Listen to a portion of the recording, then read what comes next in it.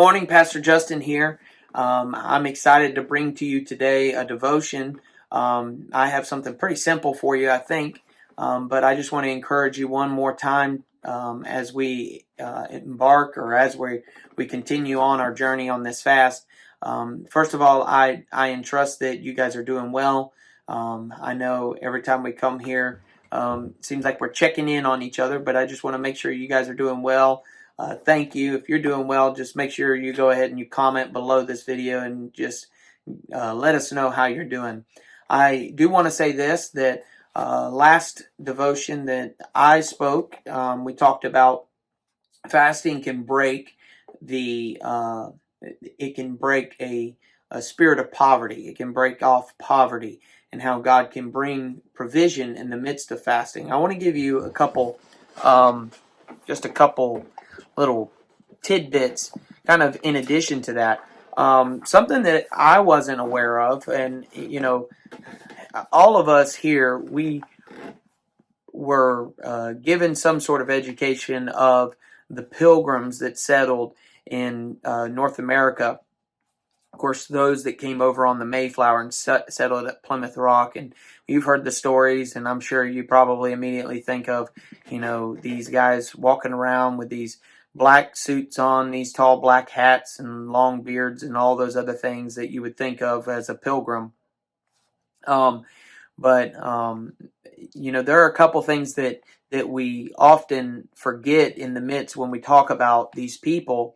Obviously, they were very brave people, sailed across the Atlantic Ocean from the comforts of their home and their what they knew, their life, to a land that they did not know in the very early 1600s, just to come here and start a new life in a land that was undeveloped, that was at times very hostile, and just come here and start fresh. And they had many different reasons, but of course we often confuse them with the Puritans that came here for a reformation of the church, specifically to break away from the Anglican and the Catholic churches of England, but not so much. But the difference is quite big between the Pilgrims and the Puritans. They're not one and the same, although they did both come to America seeking freedom and different rights. But the Pilgrims actually came here seeking freedom from the government, liberty from the government. But they come here with basically no help from anyone, and they come here just all on their own. Now, can you imagine setting out life and doing that? I'm sure many of you are in places of your life of doing the same thing. Now, one of the things that really stuck out to me is, of course, the Pilgrims were very deeply devoted to Christ. And you have to understand, back then, there was nobody to bail you out if things got tight. There was nobody to bail you out if your plans didn't work out.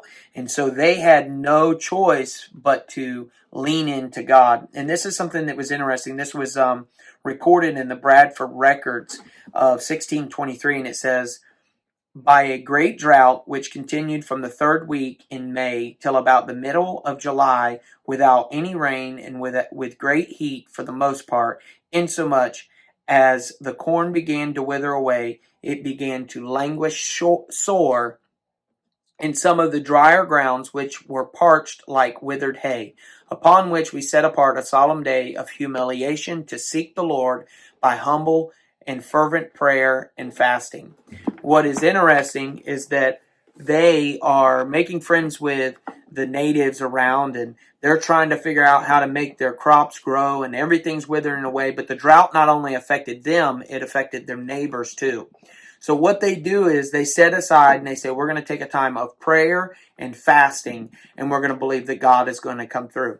What is recorded is that within a very short amount of time of their set aside time for prayer and fasting, what they end up doing is is seeing the hand of God come through, and immediately the drought ends, rain comes, and it blesses their crops, but not only their crops, but the crops of their natives and the friends that they have made with the natives. And what's interesting is also recorded is that the natives recognize that when they prayed to their God and they fasted to their God, the drought ended. What a testimony. And so what I want to encourage you is that the Bible tells us in numerous places that fasting changes your life. That the fact that fasting is not only a breakthrough in your life, but it can be a tool for a witness in your life to unbelievers. So I'm challenging you throughout this fast. Don't let your fast be something that you allow to be a moment to complain about. I can't eat this, or I'm choosing not to do this. I'm on a fast. I can't do. But let it be a moment for a witness for you. You have no idea the breakthroughs that will happen in your life through this fast, but likewise, you have no idea the breakthroughs that will happen in those people who are around you and observe you through this fast. So I want to say to you, thank you, and God bless you, and I just want to encourage you, keep it up. Amen.